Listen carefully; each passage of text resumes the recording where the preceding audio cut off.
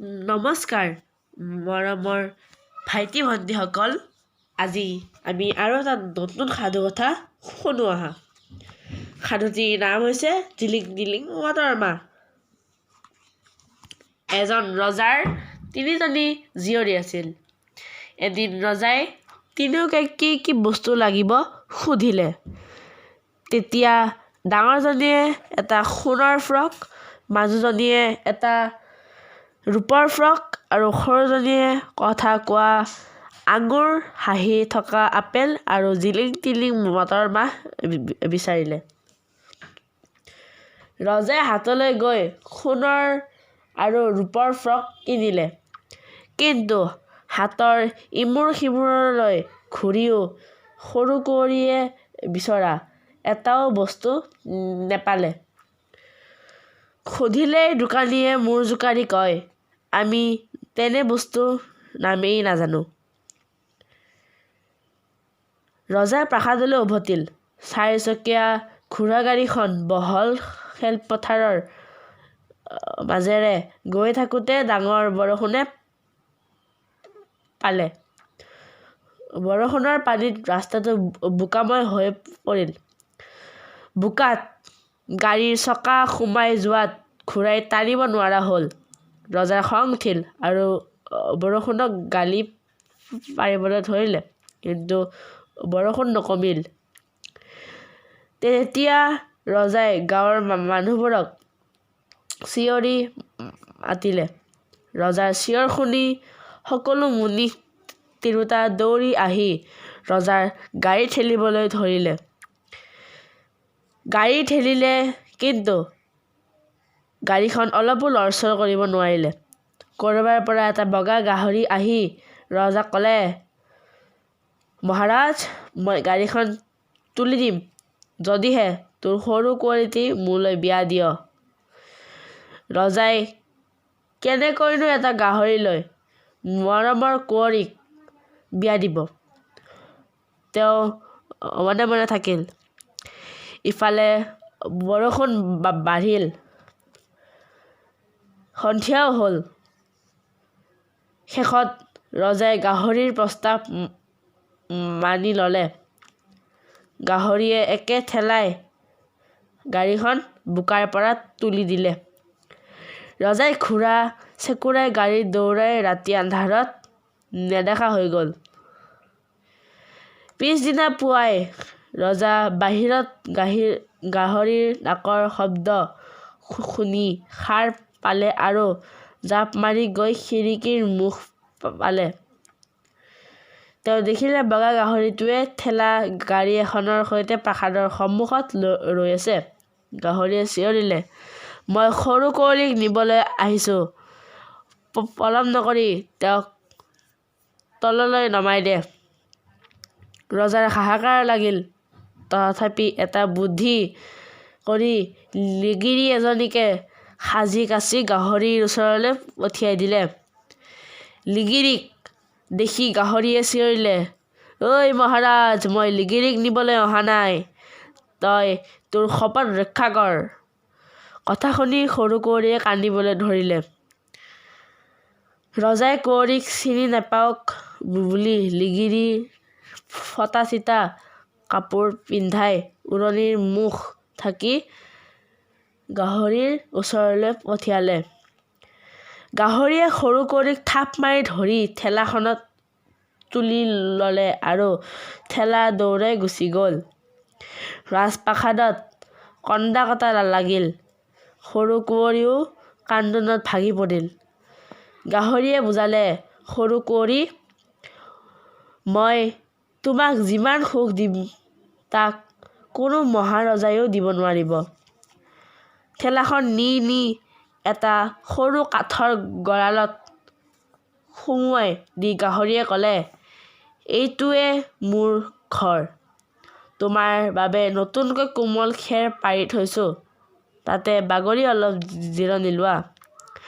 ৰাজকুমাৰী দুখ মনে খেৰৰ ওপৰত বহিল।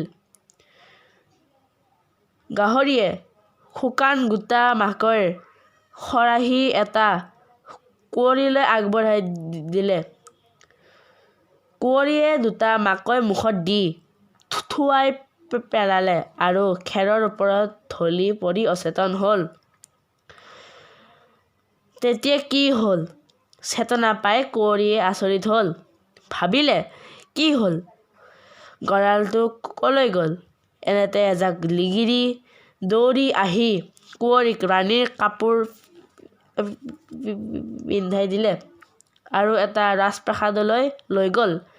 প্ৰাসাদৰ আহল বহল মজিয়াৰ মাজতে দুখন সোণৰ সিংহাসন, তাৰে এখনত কুঁৱৰীক বহুৱাই বিচনীৰে বাহ দিলে। অলপ পাছতে সুন্দৰ সুঠাম আৰু ধুনীয়া ৰাজকোঁৱৰ এজন সোমাই আহি ইখন সিংহাসনত বহিল। কুঁৱৰীয়ে কেনেকৈ কি হৈছে একো বুজি নাপাই সুধিলে, মই কেনেকৈ ইয়ালৈ আহিলোঁ? আপুনি কোন? কুঁৱৰে ক'লে, বাগিচালৈ ব'লা, তাতে আমি কথা পাতিম। দুয়ো বাগিচালৈ গ'ল। বাগিচাখন ধুনীয়া ধুনীয়া ফল আৰু ফুলেৰে ভৰপূৰ। এজোপা আঙুৰ দেখুৱাই ৰাজকোঁৱৰে ক'লে, এইজোপা হ'ল কথা কোৱা আঙুৰ। কুঁৱৰীয়ে আনন্দেৰে হাত মেলিলে। আঙুৰৰ থোপা এটা জোন জোনকৈ তেওঁৰ হাতত সৰি পৰিল আৰু আকাশলৈ উৰি গ'ল। কুঁৱৰে আপেল এজোপালৈ আঙুলিয়াই ক'লে, এইজোপা হাঁহি থকা আপেল। কুঁৱৰীয়ে দৌৰি গৈ হাত মেলিলে। এটা আপেল কুঁৱৰীৰ হাতত পৰিল আৰু মিচিকে হাঁহি মাৰি আকাশলৈ উৰি গ'ল। এইবাৰ তোৰণত বগাই উঠা লতাবোৰ দেখুৱাই কুঁৱৰে ক'লে, এইজোপা হ'ল জিলিং তিলিং মটৰ মাহ। ৰাজকুমাৰে হাত মেলোঁতে মটৰবোৰ হাতত পৰিল আৰু আকাশলৈ উৰি গুচি গ'ল।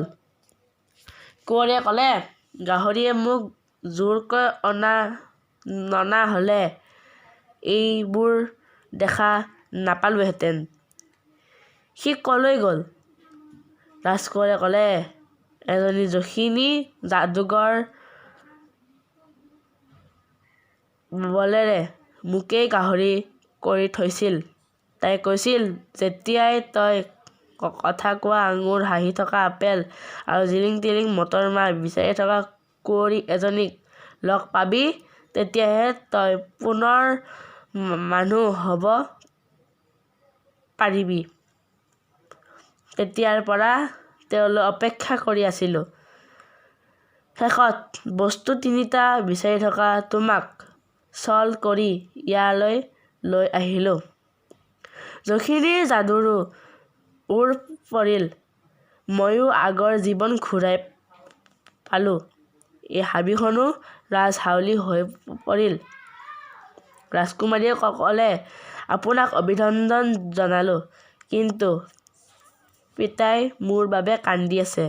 মোক তুৰন্তে পিতাৰ ওচৰত থৈ আহক। কুঁৱৰে ক'লে, চাৰিওফালে যিবোৰ দেখিছা সকলো তোমাৰ। নিজক দেখুৱাই ক'লে, ময়ো তোমাৰ। কুঁৱৰীয়ে সুধিলে, কেনেকৈ? কুঁৱৰে ক'লে, যদিহে তুমি মোক পতি বুলি গ্ৰহণ কৰা। কুঁৱৰীয়ে ক'লে, মই আপোনাৰ মৰমৰ পত্নী হ'বলৈ ভাল পাম। দুয়ো ৰজাৰ প্ৰাসাদলৈ গ'ল। কুঁৱৰীৰ দুখত কান্দি কান্দি ৰজা ক্লান্ত হৈ পৰিছিল। হঠাৎ সৰু কুঁৱৰীক ৰাণীৰ সাজত দেখি চমক খাই সুধিলে, গাহৰিটো ক'লৈ গ'ল? মই তাক কাটি দুডোখৰ কৰিম। কুঁৱৰীয়ে ৰজাক সকলো বিৱৰি ক'লে।